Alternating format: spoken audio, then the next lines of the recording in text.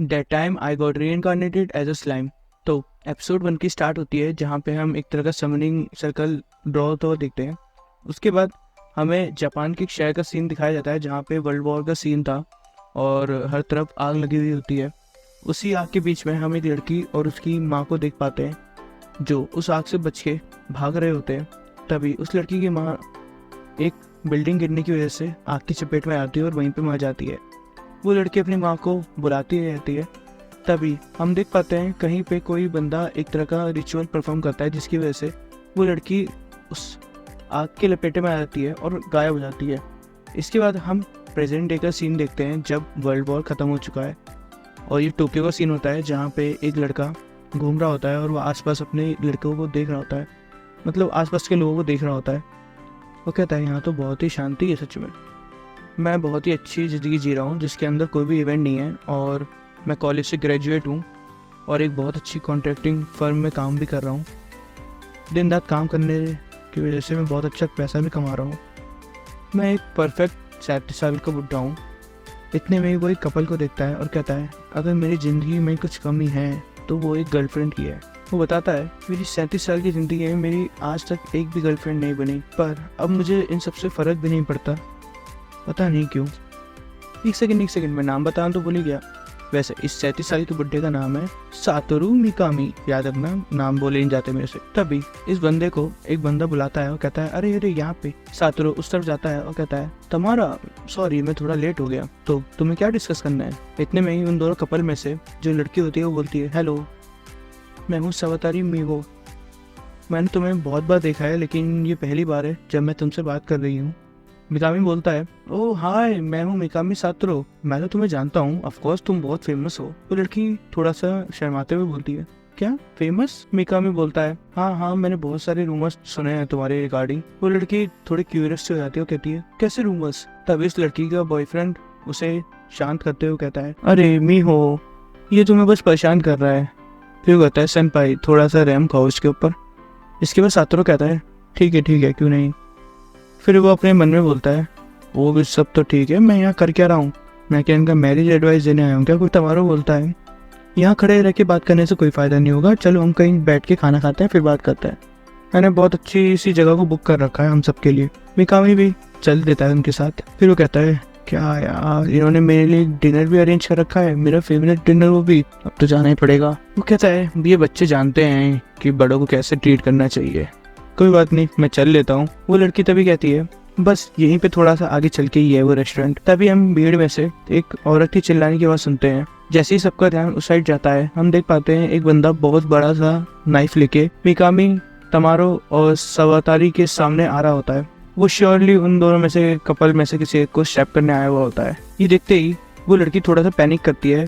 उसको सेफ रखने के लिए तमारो आगे आता है लेकिन तभी मिकामी बीच में कूदता है और तमारो को धक्का दे देता है। इतने में ही वो बंदा वो नाइफ मिकामी के अंदर घुसा देता है जिससे कि मिकामी को बहुत दर्द होता है। उसके बाद वो बंदा वहाँ से बहुत जोर से भाग जाता है। हम देख पाते हैं मिकामी बहुत दर्द में होता है और वो नीचे गिर जाता है। तमारो नोटिस करता है और वो उसके पास चिल्लाते हुए जाता है सेनपाई आप ठीक तो है ना। मिकामी अपने आप से सवाल पूछ रहा होता है क्या है ये, मुझे इतना दर्द क्यों हो रहा है और ये बहुत गर्म क्यों है, मुझे ये नहीं चाहिए।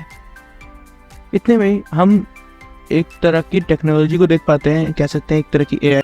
वो कहती है सामने से रिप्लाई देती है मिकामी के क्वेश्चंस का कंफर्म हीट रेजिस्टेंस एक्वायर्ड। जैसे जैसे मिकामी बोलता जाता है उसी तरह से वो सामने से रिप्लाई देती हुई नए नए स्किल्स को डेवलप कर रही होती है जो हम अभी आगे देखेंगे। फिर मिकामी गुस्से में बोलता है क्यों भाई क्यों, मुझे क्यों मारा, मेरे को आज मरना क्यों है, ये बहुत दर्द कर रहा है। इतने में वो सामने से फिर रिप्लाई देती है स्टैब रेजिस्टेंस एक्वायर्ड। इतने में ही मिकामी फिर अपने आप से बोल रहा होता है अब मुझे थोड़ा सा ठंडा लग रहा है। इतने में ही फिर वो एआई से जो भी है वो सामने से बोलती है पेन नलिफिकेशन एक्वायर्ड, जो अब बॉडी बनेगी दोबारा उसमें ब्लड कभी रिक्वायर्ड ही नहीं होगा। तभी मिकामी ये सब सुन के बहुत तंग आ जाता है क्योंकि ऑफ कोर्स बाकी सब नहीं सुन पा रहे थे, सिर्फ वो मिकामी ही सुन पा रहा होता है। तो वो कहता है शट अप तमारा। उसे लगता है तमारा बोल रहा होता है ये सब।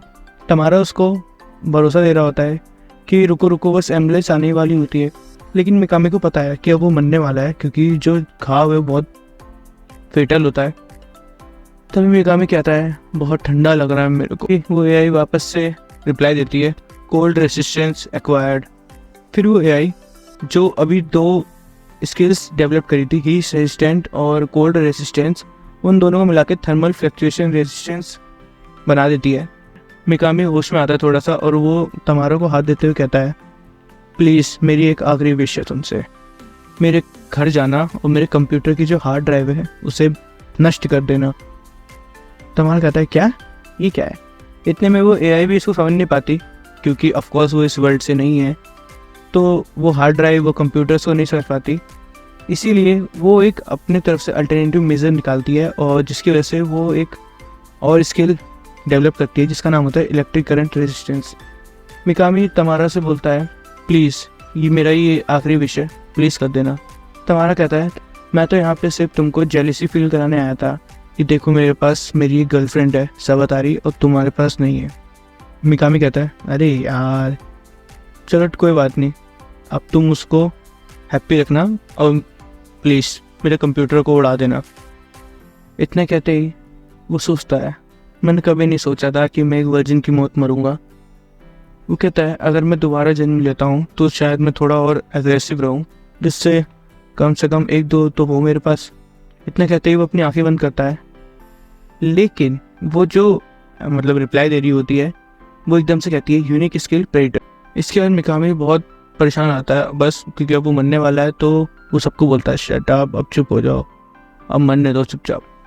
इसके बाद हम देखते हैं मिकामी आखिरकार मर जाता है और इसके बाद उसका एक नया जन्म होता है एक दूसरे वर्ल्ड में, जहाँ पे पहले तो खुद को नहीं पहचान पाता और हम भी नहीं पहचान पाते, पर हम एक्सप्लेन करेंगे। Let's go. मरने के बाद जब उसका रीबॉर्न होता है उसके पास अभी भी अपनी पिछली लाइफ की थोड़ी बहुत मेमोरीज होती हैं, लेकिन वो समझ नहीं पा रहा होता है कि उसकी नई बॉडी किस तरह से वर्क कर रही है और वो क्या है। वो देखता है अब ना उसे दर्द हो रहा है, ना उसे ठंडा लग रहा है, ना उसे गर्म लग रहा है, ना कुछ वो फील कर पा रहा है, ना इसके हाथ हैं ना इसके पैर हैं, वो कुछ देख भी नहीं पा रहा होता है। वो कहता है कहाँ पे हूँ मैं हॉस्पिटल में तो नहीं हूँ। फिर वो आगे बढ़ता है तो देखता है मेरा तो मुंह भी नहीं है। कह रहे नहीं क्या करूँ मैं। वो बहुत कंफ्यूज होता है, वो सोच रहा होता है मेरे साथ आगे हुआ क्या है। फिर वो जैसे ही एक प्लांट के ऊपर चढ़ता है वो उसको खा लेता है और जैसे ही वो उसको खाता है उसकी बॉडी उस चीज़ को डिज़ोल्व कर देती है। वो कहता है मैं आखिर हूँ क्या। ह्यूमंस मतलब जो इंसान होते हैं वो कभी भी प्लांट को ऐसे डिज़ोल्व नहीं कर सकते हैं क्या। कह रहा है मैं शायद सही में मर गया हूँ। मिकामी गेस कर लेता है कि वो है क्या। वो देखता है कि वो एक तरह की बॉल है जो बस आगे बढ़े जा रहा है। फिर इतने में वो कहता है मैं अपनी पिछली लाइफ में कितना हैंडसम कितना मैनली था और अब मैं क्या हूँ, वो गुब्बारा, जैसे कि मैं इसको एक्सेप्ट कर लूँगा। फिर वो देखता है कि वो एक बहुत ही अलग जगह पे होता है और वो फिर अपने आप से बातें कर रहा होता है। वो कहता है हाँ लगता है जब मेरे को स्टैप करा गया था मैं मर गया हूँ और मैं कहीं और ही आ गया हूँ अब तो। फिर वो बहुत टाइम तक वहीं पे ही भटकता रहता है और वो बहुत सी बातें को समझने लगता है कि जैसे उसकी बॉडी कुछ भी खा सकती है और उसको डिज़ोल्व कर लेती है। इसके बाद ना ही उसको नींद आती है ना ही उसको थकान होती है। फिर वो कहता है अब तुम सब पूछोगे कि मैं पौधे क्यों खा रहा हूँ, क्योंकि मेरे पास कोई काम नहीं है। वो ऐसा थोड़ा फ्रस्ट्रेट होकर कहता है क्योंकि उसके आसपास कोई भी नहीं होता और ना ही वो किसी से बात कर पा रहा होता है। इतने में वो कहता है मैं सोच रहा हूँ कि जो मैं खा रहा हूँ क्या वो सही है। इतने में एक आवाज़ आती है आंसर, ये तुम्हारा पेट है, ये तुम्हारी यूनिक स्किल प्रेडेटर का एक तरह का स्टोर है। मिकामी थोड़ा सा चौंक जाता है, अरे ये बात कहाँ से आई, ये बात कहाँ से आई, जब मैं मर गया था तब भी आ रही थी अब भी आ रही है। फिर वो पूछता है तुम कौन हो। वो कहती है आंसर मैं आपकी बहुत सारी स्किल्स में से एक स्किल हूँ, यूनिक स्किल, मेरा नाम ग्रेट सेज है। तभी मिकामी पूछता है तो ये प्रेडेटर क्या है। वो कहती है प्रेडेटर एक तरह की स्किल है जो आपको कोई भी ऑब्जेक्ट को खाने में और उसको एनालाइज करवाने में हेल्प करवाती है। एक बार एनालिसिस कंप्लीट हो गई तो आप उस ऑब्जेक्ट की मिमिक भी कर सकते हो, मतलब उसका रूप भी ले सकते हो। और अगर कोई ऑब्जेक्ट खतरनाक होगा और या फिर हम उसको एनालाइज नहीं कर पाएंगे तो प्रेडेटर उसको बाहर निकाल देता है। ये सुन के मिकामी कहता है प्रेडेटर तो बहुत अच्छी स्किल लग रही है, पर जैसे कि मैं एक स्लाइम हूँ क्या ये मेरे पास होना चाहिए, क्योंकि स्लाइम मॉन्स्टर तो बहुत ही कमज़ोर होते हैं। वो एक तरह का टेस्ट लेता है। वो कहता है मैंने बहुत टाइम से ये पेड़ पौधे खा रहा हूँ या फिर है क्या? तभी ग्रेट सिक्स कहती है, आंसर, ये एक तरह की हर्ब्स है जो बहुत से तरह के मतलब डिसीज़ को ख़त्म कर सकती है, क्योंकि यहाँ पे बहुत ज़्यादा मैजिक्यूल्स हैं, तो ये हीलिंग पोशंस भी बन सकते हैं। फिर मिकामी पूछता है, मैजिक्यूल्स वो क्या होता है, थोड़ा अच्छे से समझाओ। तब वो उसको मैजिक्यूल्स के बारे में बताती है कि किसी भी लाइफ फॉर्म के जो एक तरह से कह सकते हैं माना कहते हैं, वो उसको सराउंड करता है, जिससे हम मैजिक्यूल्स कहते हैं। तभी मिकामी एक आइडिया लगाता है, तो अगर यहाँ पे बहुत सारी हर्ब्स हैं जो एक तरह की हीलिंग पोशंस भी बन सकती हैं, तो क्यों ना मैं इन सबको खा जाऊँ और इनकी हीलिंग पोशंस बना के अपने पेट में ही स्टोर कर लूँ, ताकि टाइम आने पे ये मेरी हेल्प कर सके। इतना कह के वो पूरा जंगल खाने की कोशिश करता है, और ये करते करते वो एक तरह के मेटल के ऊपर आके बैठता है। वो कहता है, ये तो पौधा नहीं है, ये तो कुछ और है। तभी वो ग्रेट सिक्स से पूछता है, ये कुछ और है, ये क्या है? तभी ग्रेट सिक्स कहती है, ये एक तरह का मैजिक स्टोन और है, ये एक तरह का मिनरल होते हैं जो बहुत लंबे समय तक मैजिक रूल्स के सराउंड रहते हैं, तो ऐसे बन जाते, और ये बहुत ही ज़्यादा वैल्यूएबल भी होते हैं। मिकामी 1 मिनट भी वेस्ट करे उसको खा जाता है, और ऑफ कोर्स प्रेडेटर उसको डाइजेस्ट कर लेता है और एनालाइज भी कर लेता है आके। फिर वो चारों तरफ देखता है तो उसे और भी मैजिक स्टोन और दिखते हैं, वो उन सबको खाने लग जाता है। इतने में ही वो ध्यान नहीं देता और वो एक नदी में जाके गिर जाता है, और इसके बाद वो डूबने लगता है। जिसके बाद वो कहता है, अरे लगता है मैं दोबारा से मर जाऊंगा, क्योंकि मैं तो यहाँ डूबता जा रहा हूँ और स्लाइम कभी तैर नहीं सकते। जैसे ही वो उस बॉटम पे आता है, वो कहता है, अरे रुको, पर मैं तो सांस स्टार्टिंग से नहीं ले रहा, तो मेरी सांस कैसे फूलेगी? इसके बाद वो ऊपर देखता है, वो कहता है, अब मैं करूँ क्या, ये बहुत बुरा लग रहा है। तभी वो एक आइडिया निकालता है, वो बहुत सारा वाटर अपने अंदर ले लेता है और उससे एक प्रेशर बनाता है, जिससे वो वाटर को मैनिपुलेट कर पाता है और एक स्पीड से आगे बढ़ रहा होता है। लेकिन वो स्पीड को कंट्रोल नहीं कर पाता। फिर वो ब्रेक ढूंढ रहा होता है, जो कि ऑब्वियसली होंगे नहीं, तो वो टकरा के एक जगह से सरफेस पे आ जाता है। वो देखता है कि उसे चोट लग गई है, लेकिन थोड़ी देर बाद वो हील भी हो जाता है। लेकिन वो ग्रेट सिक्स से पूछता है, मुझे दर्द क्यों नहीं हो रहा, क्योंकि मेरे को अभी चोट लगी इतनी बुरी। ग्रेट सिक्स कहती है, पेन नलिफिकेशन। जब आप पढ़ रहे थे तब आपको ये स्किल दी गई थी कि आपको कभी भी दर्द नहीं होगा, इसलिए। और एक और स्किल है सेल्फ रीजनरेशन, तो जिससे कि आपकी बॉडी वापस से रीजनरेट हो जाएगी। इतना कहते ही वो पूरी तरह से रिकवर हो जाता है, पर वो कहता है, आगे से मुझे अपना थोड़ा अच्छे से ध्यान रखना होगा। तभी उसे एक आवाज़ आती, हे छोटे से, क्या तुम मुझे सुन सकते हो? मिकामी डर जाता। वो कहता है, मैं ऐसा प्रिटेंड करूँगा कि मैंने नहीं सुना। तभी सामने से दोबारा आवाज़ आती है। वो पूछता है, हेलो, मैं जानता हूँ तुम मुझे सुन सकते। हाँ, मैं तुमसे ही बात कर रहा हूँ, भाग कहाँ रहे हो? तभी मिकामी डरते डरते बोलता है, अच्छा मुझसे बात कर रहे हो? तभी मिकामी सोचता है कि मुझे बात करनी चाहिए, क्योंकि मेरे पास तो मुँह ही नहीं है। तभी उस बंदे के बार बार बोलने पे मिकामी गुस्से में आके बोलता है, अरे चुप हो जाने टकले। वो सामने जो बंदा होता है जो बार बार उसको आंसर करने के लिए कह रहा होता है, कहता है, अच्छा तुम मुझे अब टकला कह रहे हो? वो फिर बहुत जोर से दहाड़ने लग जाता है। दहाड़ सुन के वो पूरी गुफा खड़कने लग जाती है, और ये देख के मिकामी भी बहुत डर जाता है। फिर वो सामने जो पर्सन होता है वो कहता है, मैं तुमसे अच्छा बन के बात कर रहा हूँ, क्योंकि मेरे पास बहुत टाइम से कोई मिलने के लिए नहीं आया, बट क्या तुम्हारी मरने की इच्छा है क्या? हैं, प्यार से बात कर रहा हूँ, समझ नहीं आ रहा? तभी मिकामी कहता है, सॉरी, मुझे नहीं पता था कि तुम मेरे थॉट्स भी सुन सकते हो, क्योंकि मैं तो बोल ही नहीं रहा, मन में सोच रहा था ये सब चीज़ें। वो कहता है, ना मेरे पास मुंह है, ना मेरे पास आंखें हैं, क्योंकि मैं ना तुमको देख पा रहा हूँ, ना मैं बात कर पा रहा हूँ, मैं क्या करूँ? इतना सुन के वो हंसने लग जाता है, और हम एक तरह की इमेज देख पाते हैं कि वो एक तरह का ड्रैगन। तभी वो ड्रैगन कहता है, मैं बहुत अमेज्ड हूँ कि तुम ये सब कह पा रहे हो, लेकिन क्या तुम ये सब कह पाओगे दोबारा से जब तुम मुझे देख पाओगे? वो ड्रैगन कहता है, चलो मैं तुम्हें देखने की शक्ति देता हूँ। मिकामी कहता है, हैं सच में? वो ड्रैगन कहता है, मैं तुम्हें देखने की शक्ति तो दे दूँ, लेकिन कुछ कंडीशंस है। मिकामी कहता है, कंडीशंस? कैसी कंडीशन? ड्रैगन कहता है, जैसे ही मैं तुम्हें देखने की शक्ति दे दूँ तो तुम यहाँ से डर के नहीं भागोगे, ये मेरी कंडीशंस है, और तुम बार बार मुझसे बात करने के यहाँ पर जरूर आओगे।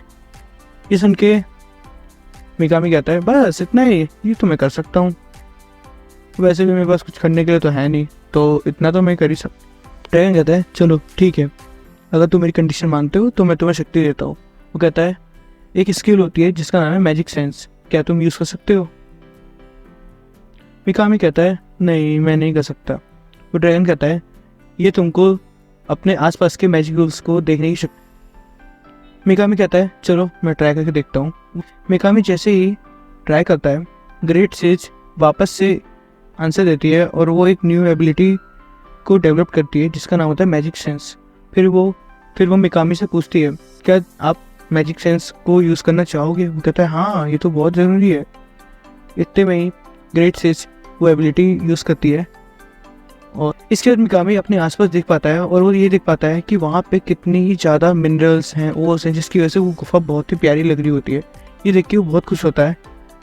इतने में वो अपने आप को देखने के लिए पानी की तरफ जाता है और देखता है अरे यार, मैं तो सच में एक स्लाइम हूँ क्या?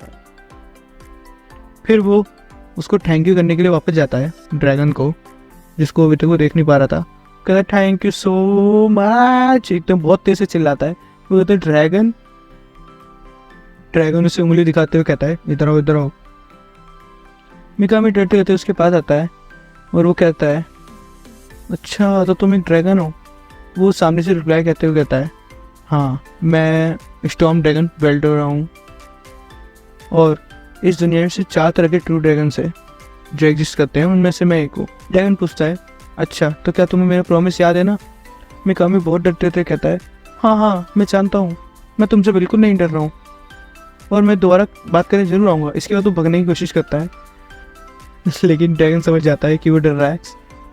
लेकिन वो ये भी नोटिस करता है, वेल्डोरा बोलेंगे वो, वेल्डोरा ये भी नोटिस करता है कि वो बहुत सारी एबिलिटी को यूज़ कर पा रहा है। तो वो उससे पूछता है क्या तुम यूनिक हो? वो कहता है यूनिक मतलब? वो कहता है जो यूनिक मतलब जिसमें बहुत तरह की एक्स्ट्राऑर्डिनरी एबिलिटीज हो। फिर मिकामी वेल्डोरा का सब सच बताता है कि वो कैसे एक तरह ह्यूमन था, फिर उसको मार दिया गया और फिर मरने के बाद यहाँ पे रिकार्नेट हो गया और एक तरह की स्लाइम। फिर वेल्डोरा थोड़ा सा चौंकता है। वो कहता है हाँ, मैंने सुना तो है कि इस दुनिया में 2 तरह से लोगों को लाया जा सकता है दूसरी दुनिया से, या तो समन करके या फिर वो रिकार्नेट हो जाते हैं और हम जो समन से बुलाते हैं उनको अदर वर्ल्डर्स बोलते हैं। तभी मिकामी समझ जाता है कि वहाँ पे बहुत टाइम से सील रहने के बाद वेल्डोरा बहुत सैड है। इसके बाद वो सोचता है कि ऐसा तो कुछ मेरे पास काम जरूरी है नहीं, मैं यहाँ पे थोड़ी देर और भी रुक सकता हूँ। तभी वो वेल्डोरा से पूछता है तुमने पहले मुझसे कहा था कि तुम यहाँ पे सील्ड हो, सही में ना? वो कहता है हाँ, मैं खुश हूँ कि तुमने मुझसे पूछा। वेल्डोरा बताता है कि 300 साल पहले गुस्से में आके उसने एक पूरी कंट्री को आग में झुलसा दिया था पूरी तरह से। तभी एक बहुत शक्तिशाली हीरो ने आके उसको यहाँ पे सील कर दिया है। हालांकि मैंने अपनी पूरी ताकत नहीं यूज़ करी, फिर भी मैं मिकामी पूछता है क्या वो स्ट्रॉन्ग थी? वेल्डोरा कहता है हाँ, बहुत ज़्यादा। तभी वेल्डोरा कहता है कि जो अदर वर्ल्डर्स होते हैं उनके पास बहुत ही यूनिक एबिलिटीज़ होती है जिनकी वजह से वो बहुत ताकतवर भी होते हैं। मैं जब लड़ रहा था तब मैं बुरी तरह से हार गया। उस हीरो ने मुझे अनलिमिटेड इम्प्रिजनमेंट कर दिया, जिसकी वजह से मैं यहाँ पे अभी तक कैद। तभी मिकामी नोटिस करता है। वो कहता है हीरोज तो समन कर ही जाते होंगे ना? वेल्डोरा कहता है हाँ, जब एक पावरफुल बीइंग यहाँ से अपने मैजिक का यूज़ करके मैजिक रूल्स को मैनिपुलेट करता है तो वो दूसरे दुनिया से किसी भी एक बंदे को, स्पेसिफिक बंदे को उठा सकता है और उसकी सोल को कन्वर्ट करके वो एक तरह का उसे हीरो, डेविल कुछ भी बना सकता है। ये सुन के मिकामी बहुत डर जाता है और फिर वो इस चीज़ को लेकर परेशान होता है कि इतने टाइम से ये यहाँ पे क्या है। ड्रैगन कहता है मैं बहुत ही बोर हो चुका हूँ यार। मिकामी भी दूसरी साइड सोच रहा होता है ये 300 साल तक यहाँ कैसे रुक गया, 37 साल तक तो मेरी हालत ऐसे ही ख़राब हो गई। तभी मिकामी ड्रैगन को एक ऑफर देता है क्यों ना हम दोनों बेस्ट फ्रेंड बन जाए। वेल्डोरा कहता है एक छोटा सा स्लाइम दोस्ती का हाथ बढ़ा रहा है मेरी तरफ, हैं मुझ जैसे ड्रैगन के? मिकामी डरते डरते बोलता है ओह सॉरी, मुझे लगा तुम्हें मेरे साथ दोस्त बनना है, सॉरी। लेकिन फिर वेल्डोरा थोड़ा शर्माते हुए कहता है पर किसी ने ये भी नहीं कहा कि मैं नहीं बनना चाहता। फिर इतना कह के दोनों एक दूसरे से हाथ मिलाते हैं और एक दोस्ती का हाथ बढ़ाते हैं। इस तरफ वेल्डोरा और मिकामी दोनों एक दूसरे से फ्रेंडशिप का हाथ मिलाते हैं। तभी हम देख पाते हैं जहाँ से अभी मिकामी मर के आया हुआ होता है उस वर्ल्ड में, जो उसका फ्रेंड होता है तमाराओ, वो उसके घर जाता है और उसको कंप्यूटर उठा के बाथटब में डाल के डिस्ट्रॉय कर देता है। और वो कहता है रेस्ट इन पीस, अब तुम्हारी आत्मा को शांति मिल जाए शायद। इसके बाद ये रहस्य यहीं पर रह जाता है कि उस कंप्यूटर में ऐसा क्या था जिसकी वजह से उसको डिस्ट्रॉय किया गया। वो राज कभी नहीं खुलेगा दोस्तों।